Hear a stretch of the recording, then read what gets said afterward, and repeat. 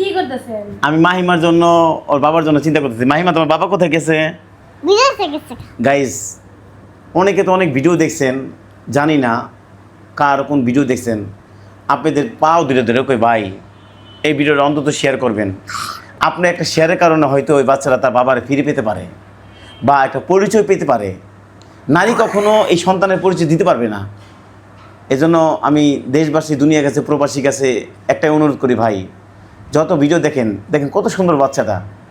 আজকে তার বাবা নাই দেখে বাচ্চাটা খুব কষ্ট আছে। তারপর তোমার বাবার দেখছো? ওর বাবার দেখে নাই, ওর বাবারে অজও দেখে নাই ওর বাবা কীরকম, আর ওর বাবাও ওকে দেখে নাই।